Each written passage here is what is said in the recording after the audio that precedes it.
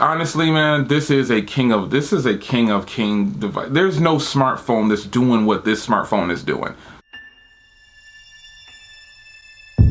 All right, guys, welcome back to another video. It's your man J Will. So dislikes for the Galaxy Note 9 pretty much going to be in line with the Galaxy Note 8, which is why I put a skin on it.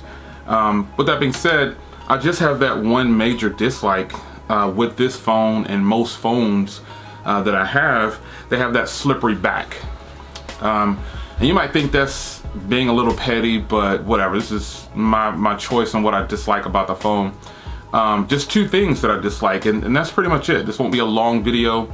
You leave your comments down below how you feel about the things I'm getting ready to say and your personal experience and what you dislike about your Galaxy Note 9. So like I said, the first thing is definitely the back. Now I know they put this glass back on here for design purposes because they feel like it means that it's premium, and also you get wireless charging with that. But in my experience with phones that are glass backs like this, they're just not good. I'm forced in most cases to leave the house with a case, because if I drop this without a case, it's probably going to be instant damage, and then with the case it could probably still be damaged. But I like to use my phones without a case, and it's not to show off, it's just that I don't like to have extra bulk when I don't have to have it. So, you know, I don't foresee this changing anytime in the future, which is why I keep phones around like this and other phones that I have that don't have this glossy back and the slippery back, and it'll offset that you know, that want or need for something to be grippy. Along the sides is where you actually hold the phone the most, but the back is just an uncomfortable, and this isn't something, I've said this probably about every phone that has a glass back. I prefer the metal back because I don't have to have wireless charging. But I'm really hoping that OEMs one day in the future create a metal back design with a mesh or a section that's going to allow them to do wireless charging for those that actually want wireless charging. I personally don't have to have it.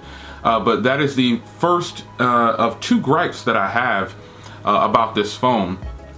And you should have expected that. If you follow me, you know that I was going to talk about that. So the next thing is unexpectedly the battery.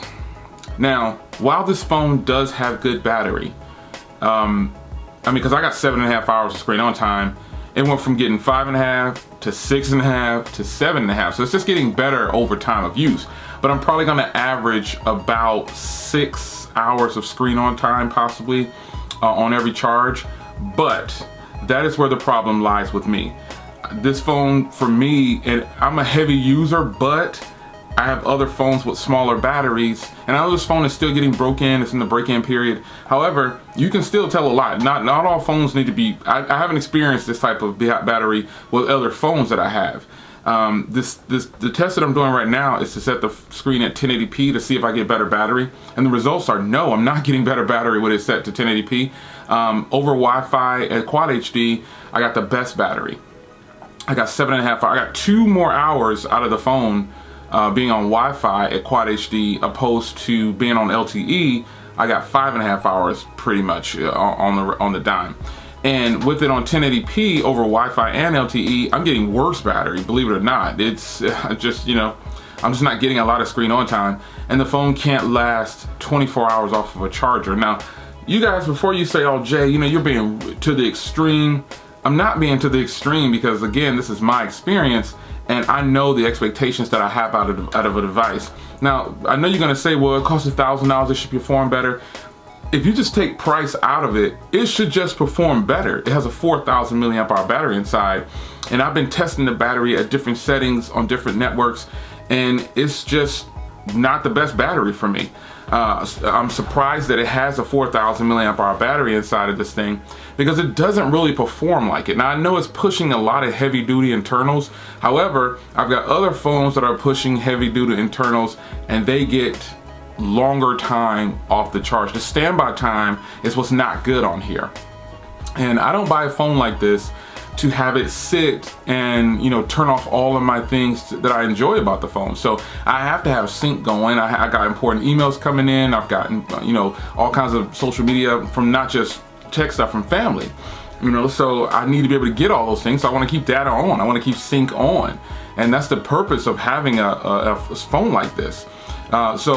One I have one other minor, really minor, but I've heard other people say it, and I'm not saying it just because of them, but I just think this is something that Samsung will eventually get it top notch, like the rear camera, but the front camera.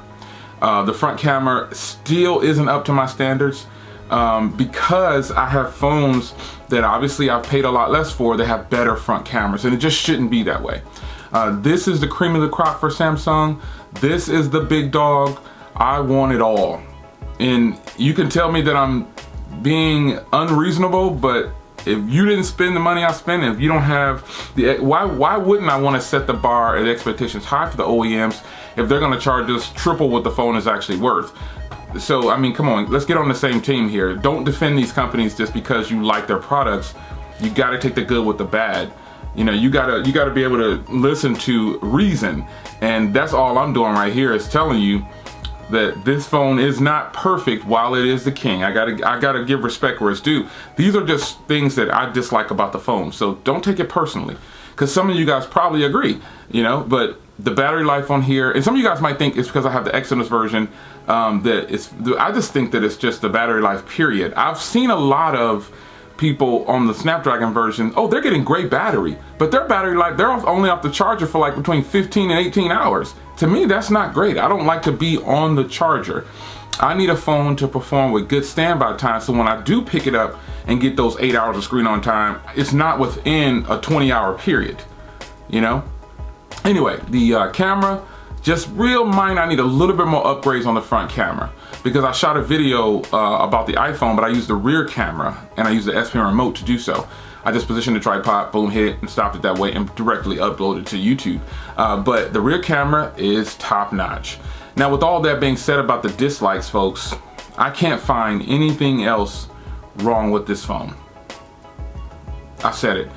There is just absolutely, I just can't, this phone is the complete, you know, if they were to upgrade the front camera and do something about the battery life, in my experience, I don't like to be on the charge, like I said, that's just me.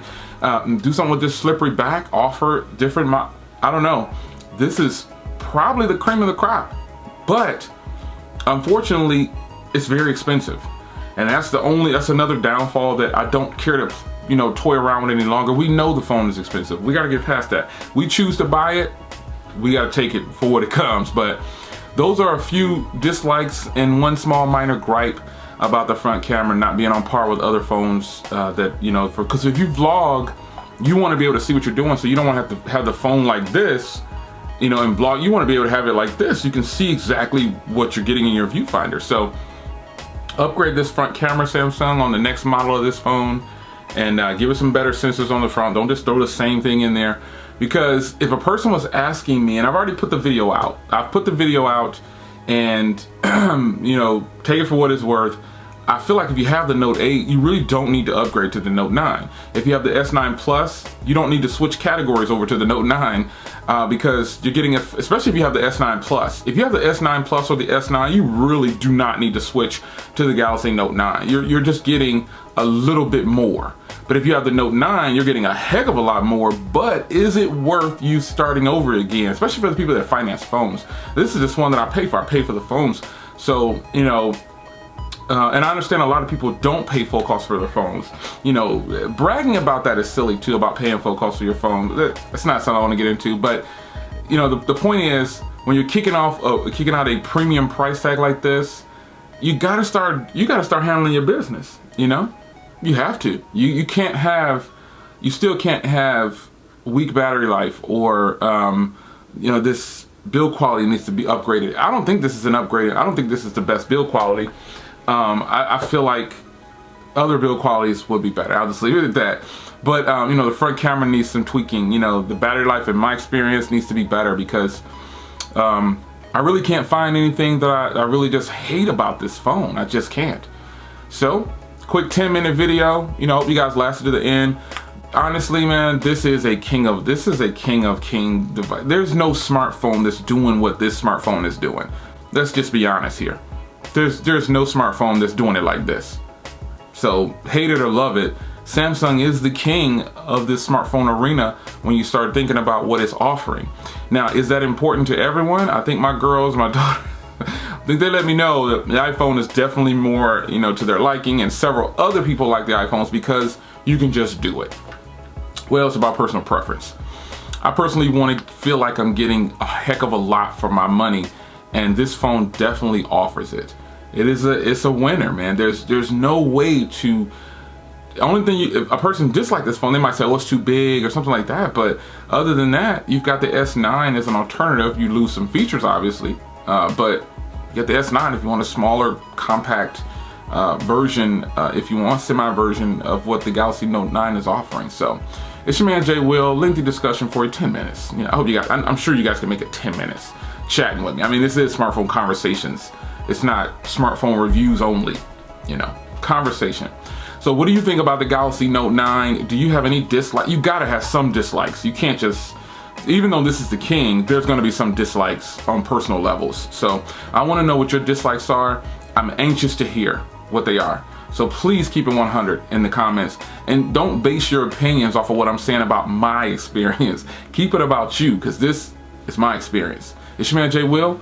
Let's fade to black.